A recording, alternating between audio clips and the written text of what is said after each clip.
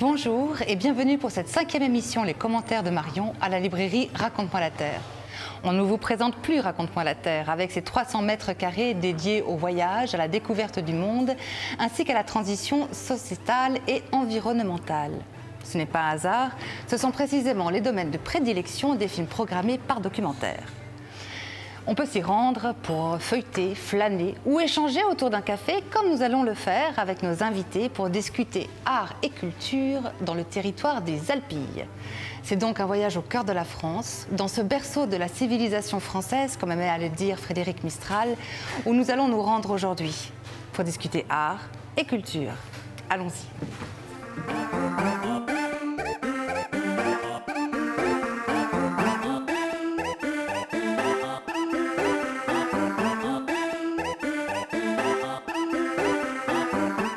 Les Alpilles, vous connaissez bien sûr ce territoire emblématique de la Provence de quelques kilomètres qui s'étend d'ouest en est de Tarascon à Orgon, comptant 43 000 personnes réparties sur 16 000 communes. Mais les connaissons-nous vraiment? Ils y chantent les cigales, bercées par Frédéric Mistral et les œuvres de Van Gogh.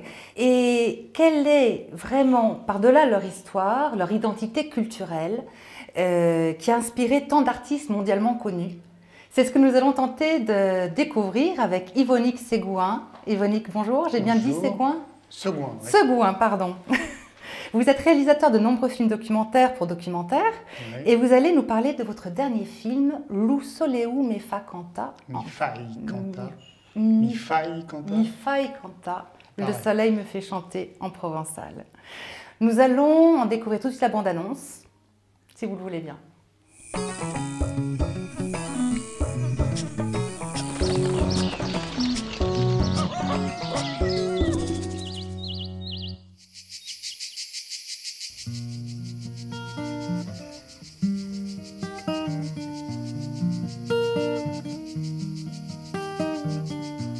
J'ai repris l'exploitation en 89 et on a monté le moulin en 1997. Voilà. On s'est mariés, on a fait un moulin et puis après on a fait un bébé.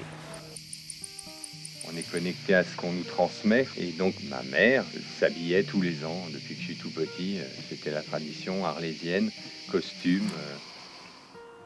Papa me prêtait des moules et comme je n'avais pas suffisamment de force dans les bras pour presser, je m'asseyais sur le moule tout simplement. Voilà, j'ai commencé comme ça.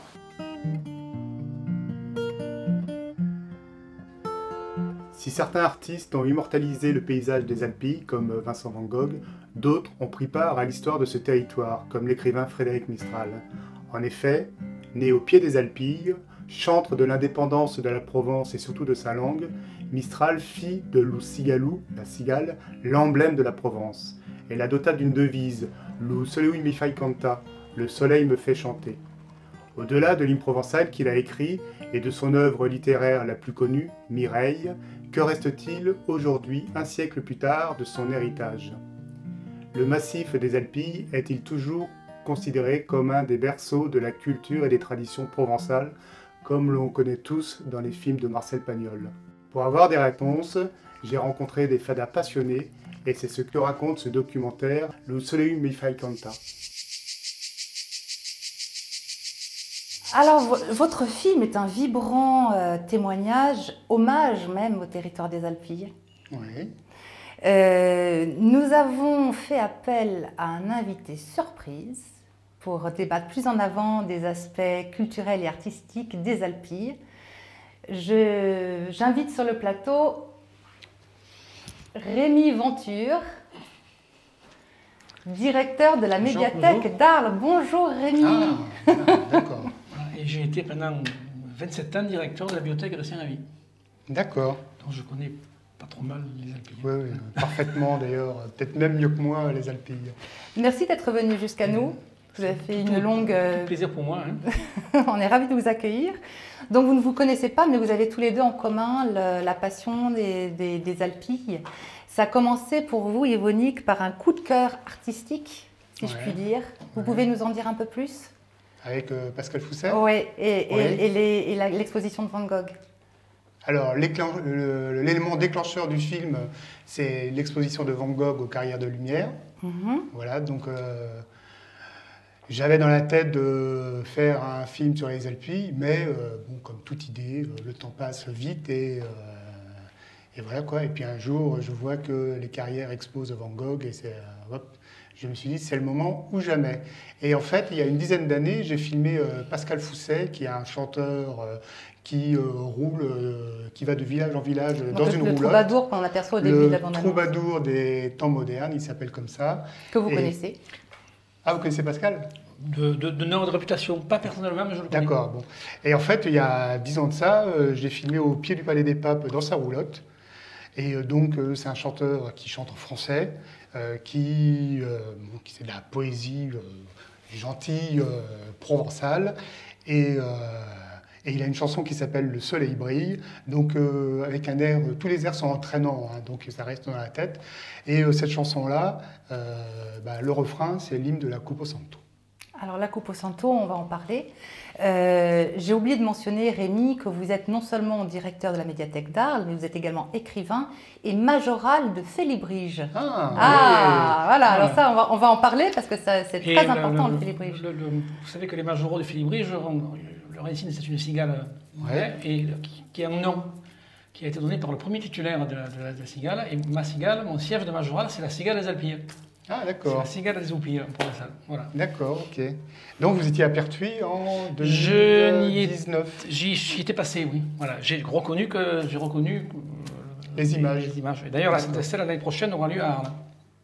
D'accord, très bien. Alors, on va parler des Félibriges justement, parce que c'est quelque chose qui a été très important dans la rencontre avec le Félibrige dans votre film. Vous êtes vraiment bien placé pour nous en parler. Est-ce que vous pouvez nous expliquer un petit peu de quoi il retourne? Le Félibrige a été créé donc en 1854, enfin la date par Mistral et certains de ses amis. Bon, après, il y a eu des légendes qui ont été faites autour de cette création. Et c'était donc un mouvement littéraire qui était fait pour, d'une part, redonner une dignité au Provençal en particulier, et ensuite à tous les autres parlers du sud de la France et les parlers d'oc, et qui donc s'est structuré petit à petit, progressivement entre 1854 et 1881, et puis après il y a eu différents statuts, et qui donc est un mouvement littéraire et associatif qui promeut la culture provençale en particulier, la culture d'oc en général, la littérature et aussi tout ce qui fait la culture populaire provençale. Et le Félibre, je crois, c'est le poète qui écrit en langue d'oc. En langue d'oc ou en provençal, ou alors en gascon, ou en ce que vous voulez. Le Félibrige, c'est l'ensemble, et le terme de Félibre que Mistral avait trouvé dans un cantique, c'est donc les membres du Félibrige. Mais pour Mistral, était Félibre aussi toute personne qui s'occupait un peu de provençal, en général. Il y a plusieurs régions, et chaque région parle sa langue. Voilà. Et ça a été créé à un moment où Paris voulait imposer le français. Et donc Mistral, de son vivant, a créé cette association-là avec d'autres poètes pour la préservation des langues régionales et également pour la préservation des coutumes et des habits, puisque là aussi la mode parisienne faisait que les gens s'habillaient de plus en plus en mode parisienne et délaissaient les vêtements locaux, quoi. Donc voilà. Et est-ce qu'on pourrait dire quelque part que les manifestations artistiques dans les Alpilles, à travers son histoire, sont un peu un axe d'affirmation, de résistance quelque part contre la capitale parisienne? Résistance, c'est peut-être un peu fort, mais d'affirmation. Pas de résistance, mais d'affirmation d'une identité provençale qui est peut-être complémentaire de l'identité française, parce qu'on n'est pas, les Provençaux ne sont pas séparatistes, mais on veut rester fidèles à nos racines et fidèles à ce que nous sommes. En tout cas, une chose qui est sûre, c'est que moi, quand je me déplace dans un pays ou dans une région, j'aime bien me dire, tiens, là, je suis là parce que je vois ça comme habit, comme ça comme type de maison, comme type de village, comme type de clocher même. Voilà. Et c'est sûr que si tout s'uniformise, on perd le charme des régions, quoi, et des pays. Et ce qui est très fort dans les Alpilles, c'est que ce patrimoine est encore très vivant. Il est loin, le provençal, c'est loin d'être une langue morte. Les jeunes le parlent encore, si je ne m'abuse. Le parle, oui, Enfin oui, en fait, malheureusement, moi à Saint-Rémy, quand j'y travaillais, ça m'arrivait de parler provençal avec des anciens et il y a des gens dans la rue qui me regardaient, on aurait dit que j'aurais parlé du serbo-croate, ils étaient tout à fait étonnés. Mais c'est vrai que c'est une langue c'est une culture qui existe encore. Et il y a d'ailleurs, c'est assez curieux parce que les Alpilles, vous avez dû le voir, si vous voulez, le grand paradoxe des Alpilles, c'est que c'est d'un côté un territoire qui est très, comment dirais-je, aimé par le showbiz. J'ai appris encore dernièrement qu'un couple d'acteurs très connus venait d'acheter une maison au Beau, enfin il y en a beaucoup. C'est ça qui pose d'ailleurs problème pour les gens de Saint-Rémy, des Beaux, de Mauriès, de Mossane, parce que bien évidemment les prix augmentent, etc. Mais à côté de ça, les gens des Alpilles restent là et continuent à garder leur culture. Il y a, on découvre dans votre film Estelle, une jeune arlésienne, alors ça c'est quand même assez extraordinaire, une jeune arlésienne, oui, qui s'appelle Estelle, oui. Qui vient nous parler de la fête San Estelo. Alors là c'est Paulin Reynard, que vous connaissez Paulin, bien sûr, qui m'a aiguillé vers Estelle. Il m'a dit voilà, moi je cherchais à dépoussiérer un petit peu tout ça avec une jeune arlésienne, et il m'a proposé Estelle, donc le Félibrige a été créé le jour de la Sainte Estelle, donc la fête s'appelle la Saint Estelo, première chose. Et deuxième chose, elle a une marraine, donc qui est une ancienne reine d'Arles, et son nom de famille, même si c'est Mistral, quoi. Même si ça n'a aucun lien avec elle a un petit le lien Mistral. quand même. Elle a un petit lien quand même. On est très liés là-dessus. Sabine est une amie. Donc avec Sabine, Sabine Mistral et Estelle, je l'ai connue toute petite. Je connais ses parents, j'ai connu ses grands-parents. Oui, d'accord. Son arrière-grand-père qui était tambourinaire aussi. Vous voyez, je connais. Parce que chez Estelle, donc c'est une arlésienne, mais sa maman était demoiselle d'honneur de Sabine Mistral. Voilà. Et son père joue du tambourinaire, quoi. Donc toute la famille est... Alors ces fêtes sont très suivies dans les Alpilles. Il y a aussi la Coupe au Santo qui est... Alors la Coupe au Santo, c'est une chanson que Mistral avait créée en hommage aux Catalans, parce qu'il y avait un homme politique et écrivain catalan qui était venu se réfugier en Provence parce qu'il y avait des problèmes en Espagne. Il avait été accueilli par les Félibres.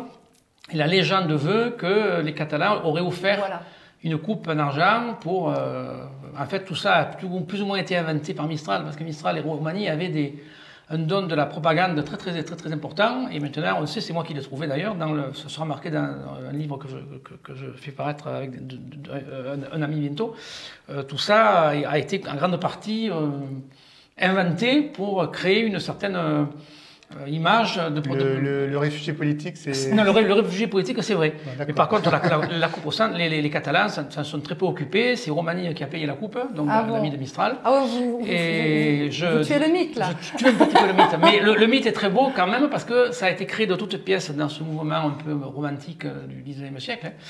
Donc avec l'importance du chiffre 7, le chiffre 7, dont la Sainte-Estelle, c'est une étoile à 7 branches.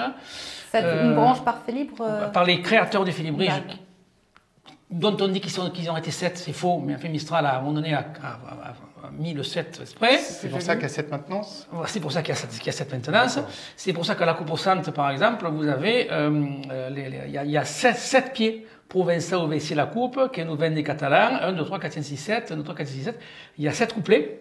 D'accord. Vous voyez, le chiffre 7 est très important dans la Coupe au Santo. Et donc, la Coupe au Santo est d'abord devenue l'hymne du Félibrige, de l'association du Félibrige, dont est chantée par exemple la Sainte-Estelle, qui est la fête annuelle du Félibrige, mais est devenue aussi l'hymne provençal. Voilà. Donc quand j'ai entendu Pascal reprendre le refrain de la Coupe au Santo au pied du Palais des Papes, ce jour-là, je me suis dit, si un jour je réalise un film documentaire dans les Alpilles, ça commencera par la Coupe au Santo. Et j'imaginais déjà Pascal jouer de la guitare, perché au milieu des Alpilles, quoi. Et en fait, le film commence comme ça. Et c'est tout à fait. 10 ans plus tard. Il nous emmène sur ces rythmes provençaux, avec ces magnifiques images d'ailleurs. Et ces fêtes, je reviens sur ces fêtes, elles attirent beaucoup de monde dans les Alpilles. Elles participent à la promotion de l'identité des Alpilles également. L'âme de cette région a séduit de nombreux artistes, à commencer par Van Gogh, dont nous parlions tout à l'heure, qui a séjourné 1 an à la maison Saint-Paul, si je ne me trompe. Voilà.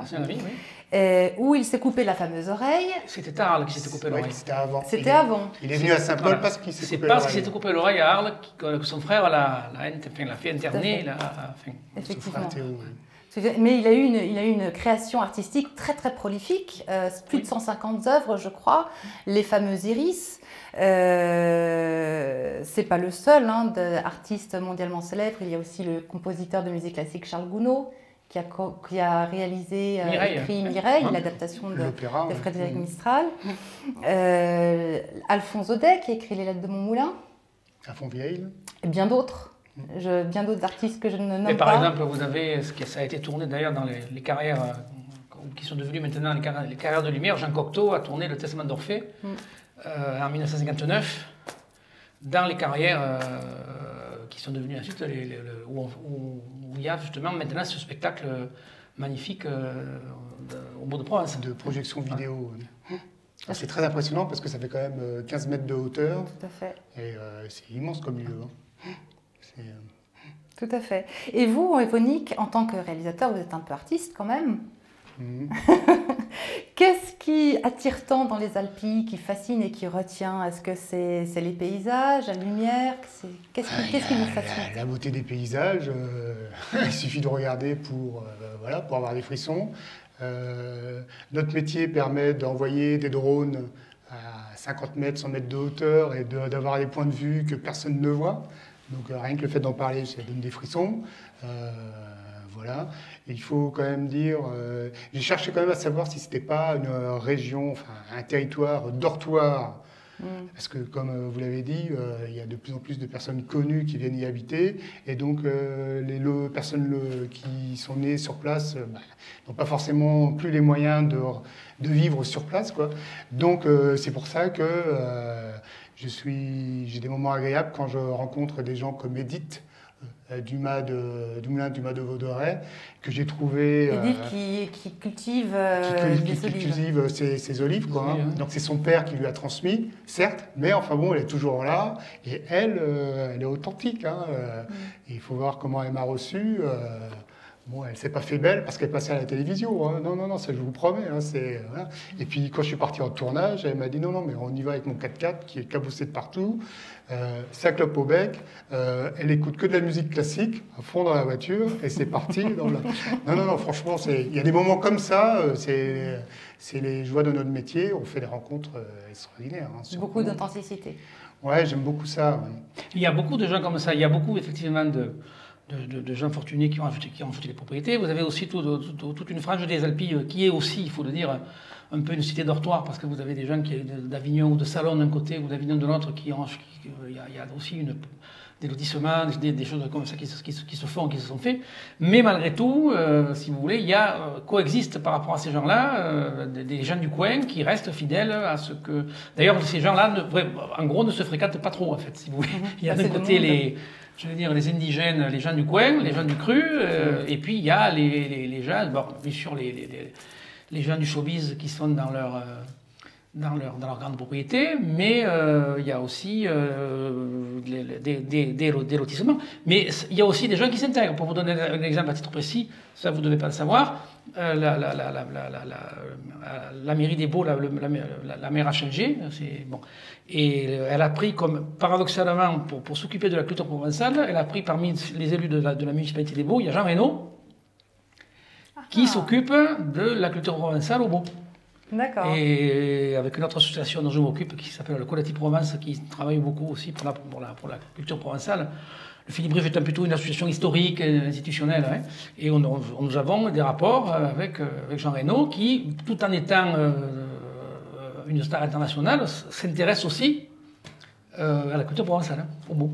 Donc vous voyez, c'est tout ça. Ça participe du rayonnement de l'identité des Alpilles internationales, tout à fait. Parfait. Et pour revenir au aux artistes, il y a une nouvelle génération qui prend la relève après Van Gogh, après Frédéric Mistral, après Alphonse Daudet. Oh oui, bah, Quels sont les nouveaux artistes? il y a beaucoup de peintres qui sont venus dans les Alpes. Il y a Prassinos, il y a Yves Braillère, il y a toujours des gens actuels mais ils sont moins prestigieux que Van Gogh, par exemple. Ça, c'est évident. C'est de Provence, tous les commerces ont disparu pour que des gens puissent avoir leur propre galerie, quoi. Donc certainement qu'il y a de plus en plus d'artistes, hein, ça c'est évident. Maintenant, il y en a tellement que c'est difficile de percer, je pense. Hein. Les artistes dont je parle sont des artistes connus. Hein. Après, malheureusement, le grand drame des Alpes, et de Saint-Rémy en particulier, où je travaille pendant 27 ans, c'est que dans Saint-Rémy, il y avait des petits commerces, des boulangeries, des boucheries, et tous ces commerces sont balayés par... Alors maintenant, vous enlevez les galeries de peinture, les magasins de souvenirs, où on vend ce qu'on appelle en provençal des bébés, c'est-à-dire des petits trucs comme... Des bébés. Des bébés, bon, les restaurants et les agences immobilières, et c'est tout. Ouais. Et d'ailleurs, même à Arles maintenant, qui est à côté, vous en parlez aussi dans votre documentaire, dans Arles, avec la Fondation Louma, avec la Fondation Van Gogh, c'est pareil. Dans le centre-ville, les petits commerces ont tendance souvent à disparaître pour être remplacés. Il y a une genre de gentrification touristique qui est assez préoccupante. C'est un peu l'art je ne veux pas donner de jugement, mais un peu de l'art au rabais qui sert d'économie locale. On ne va pas quand même dire ça. Alors Arles, par exemple, qui est à côté des Alpes, il y a ce qui est intéressant, il y a l'école nationale de photographie, qui est une école nationale. Il y a donc les rencontres internationales de la photographie, qui avait été créée par Lucien Clergue, qui est le fondateur des rencontres de photographie, qui était un ami de Cocteau, qui avait d'ailleurs pris des photos de Cocteau et de ses amis, Jules Briner, Dominguine, dans les carrières, parce qu'ils tous avaient participé au Festival d'Orphée. Donc il y a aussi, dans l'art qui est à Saint-Rémy, il y a à la fois la peinture, mais il peut y avoir aussi la photographie, par exemple. Tout à fait. C'est rare. Après, j'aime beaucoup, moi, aller chercher, dénicher des personnages qui ne passeraient jamais à la télé si on ne va pas les chercher, quoi. Bah, je pense notamment à celle qui fait les santons. Alors, Marilène, elle... alors, forcément, nous sommes en Provence. Moi, je me suis dit, bon, je vais quand même réussir à chercher à savoir si nous sommes en Provence. Donc, Provence veut dire Santon de Provence. Donc, j'ai eu beau chercher un santonnier et... rien, je suis allé au musée des santons au Paradou. Voilà. Et là, quand j'ai demandé est-ce que vous connaissez quelqu'un qui fait les santons dans les Alpilles, et ils m'ont dit non. Donc tout le monde venait d'Aubagne ou de Marseille, ça se perd, quoi.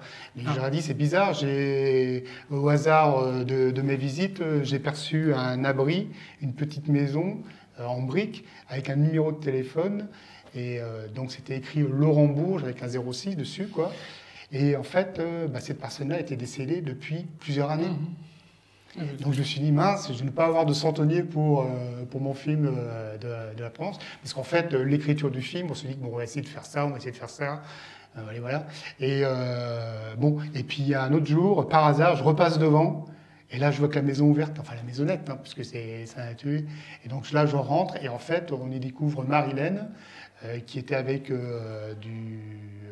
des publics, enfin des clients potentiels. Donc c'est des gens qui venaient des Baux-de-Provence, qui se dirigeaient vers Saint-Rémy par la petite route et qui s'étaient arrêtés à son atelier où elle vend des santons.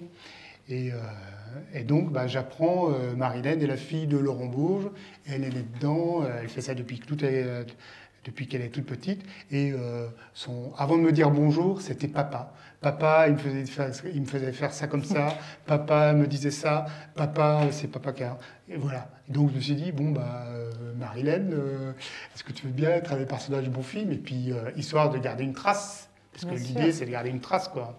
Hein, et puis voilà, elle était enchantée de pouvoir participer à ça. Et c'est l'unique santonnière des Alpilles? Oui, il faut savoir que, si vous voulez, dans la culture provençale, après Mistral, et après, il y a eu une sorte de mélange de choses qui viennent d'autres endroits. Hein. Bon, par exemple, on a vu, et on le voit dans le film, que même dans les Alpilles, maintenant, il y a des gardiens, il y a des chevaux qui viennent plutôt, des taureaux qui viennent plutôt de Camargue, qui ne sont pas originaires des Alpilles. Les santons, c'est pareil. Le cœur des santons, le triangle sacré, si vous voulez, des santons, c'est Aubagne et Marseille. Les santons ont été créés à Marseille et à Aubagne.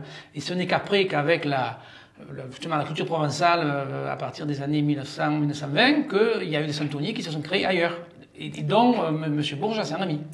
Mais à Saint-Rémy, dans les Alpes, il n'y a jamais eu beaucoup de santonniers. Même, moi, j'ai des vieux santons qui viennent de mes grands-parents, de mes grands-parents.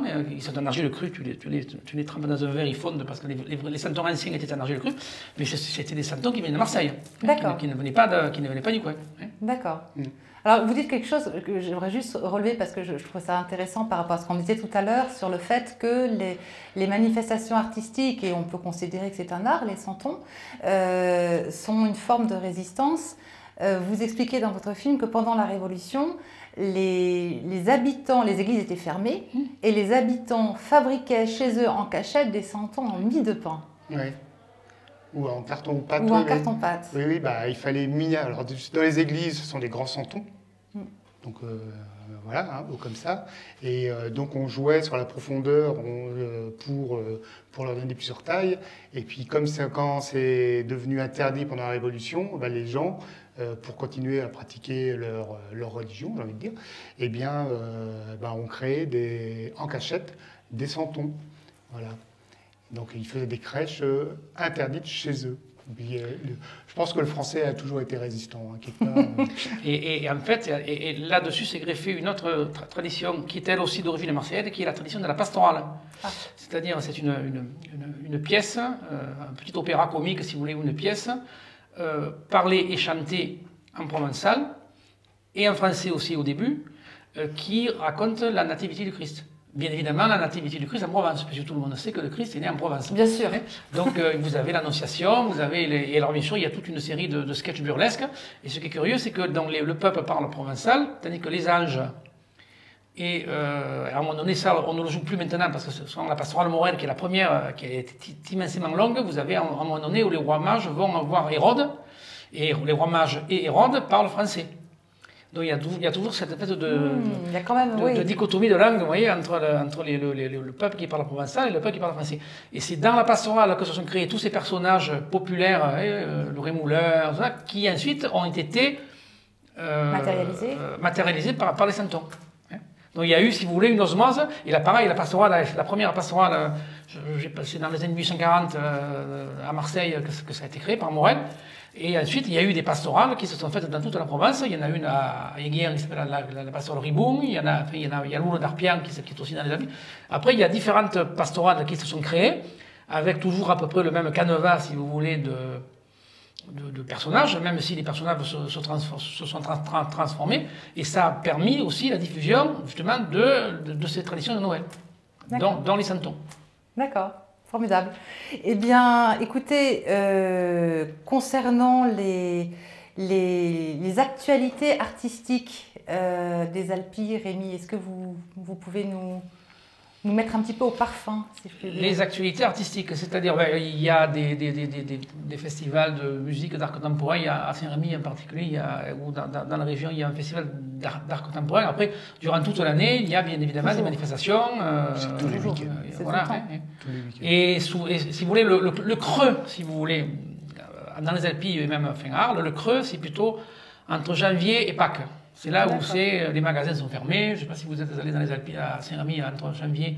Mais si vous voulez, de maintenant, pratiquement jusqu'à Noël, vous avez une émulation artistique des animations artistiques, des salons. Après, il y a les foires aux santons. Après, il y a France Prestige qui se fait à Arles au mois de novembre. Bien sûr, malheureusement, ça fait 2 ans que tout cela ne s'était pas fait à cause de ce qu'on sait. Mais il y a toute une série de manifestations. Après, vous avez les pastorales.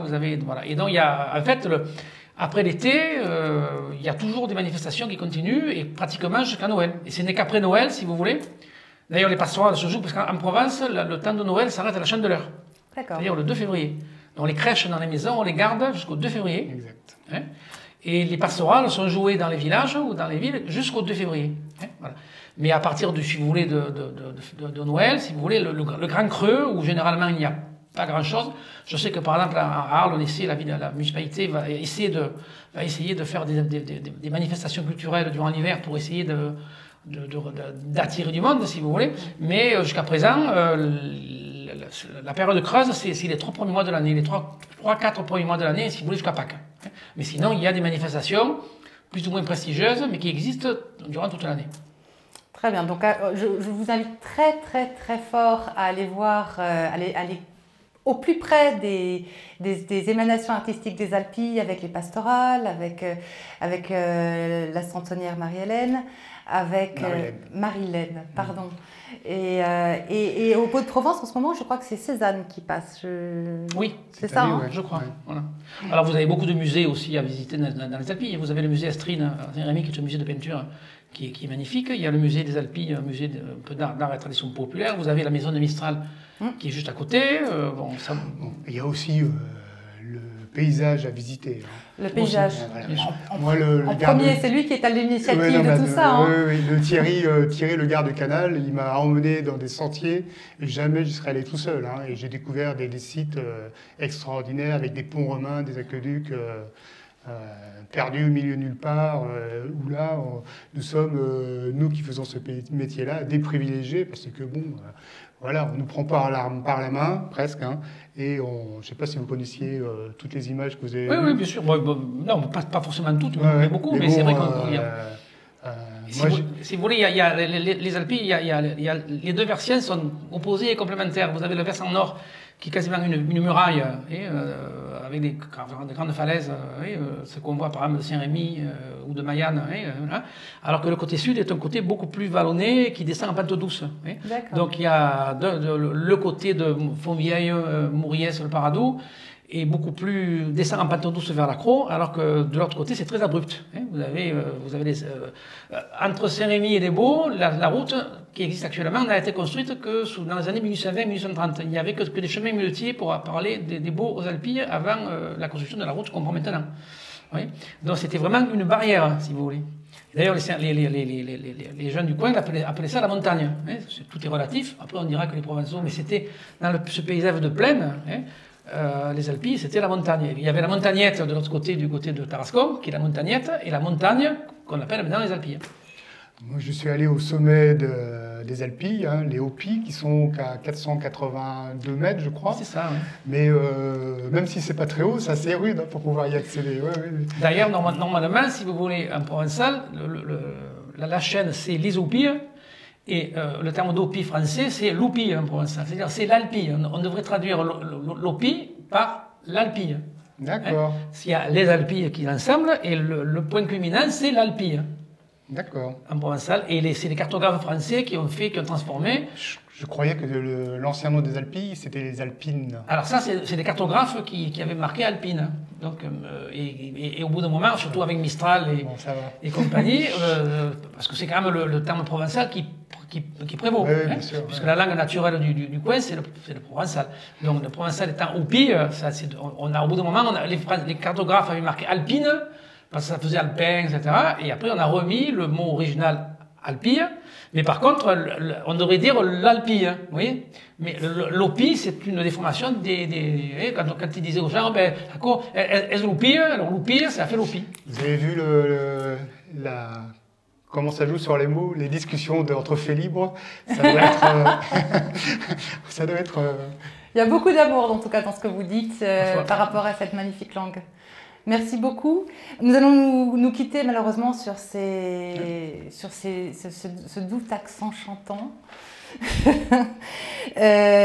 Merci Rémi, merci à vous. Yves. Et merci pour votre film. Vous avez aimé? Bien sûr. Vous avez trouvé ça chouette? J'ai trouvé ça chouette. Bien, vous dites aux gens qu'il faut aller le voir? Bien sûr. Même les gens des Alpilles? Bah oui, parce que ça leur permettra de voir comment vous avez appréhendé leur territoire. Oui, ça peut permettre aussi de connaître des choses que l'on ne connaît peut-être pas forcément. Moi, j'ai déjà montré le film à des gens qui habitent les Alpilles et ils m'ont dit ça, je savais pas, ça, je savais pas, ça, je savais pas que c'était pour ça, à cause de ça, etc., etc. Ne manquez pas de vous rendre dans les Alpilles, de visiter la médiathèque d'Arles où vous rencontrerez peut-être Rémi Venture qui sort un livre cette année. Oui, sur les chansons populaires provençales avec toute leur histoire. Et d'ailleurs, il y a l'histoire de la Copo-Sante dedans. Donc il y a les paroles, la musique et l'histoire de toutes ces chansons, dont la Copo-Sante. Affaire à suivre. Merci beaucoup Rémi. Chance, vous pourrez voir le film d'Yvonique Ségouin, Luz. Alors, je ne vais pas le dire correctement. Luso mi fai canta. Voilà. Lusule mi fai canta. Lusuleu me fai cantar. Lusuleu. Eu. Eu. C'est une diphtongue, c'est-à-dire c'est pas eu, c'est eu. Eu. Lusuleu. Lusuleu. Lusuleu. Lusuleu mi fai cantar. Lusuleu me fai cantar. Donc le Suleu me fai cantar, en tournée chez Documentaire dans la région sud-est, à savoir région Auvergne-Rhône-Alpes-PACA pour le mois de novembre et auparavant à Paris pour le mois d'octobre en région parisienne. Plus d'infos sur notre site documentaire.fr et à très vite pour de nouvelles aventures documentaires.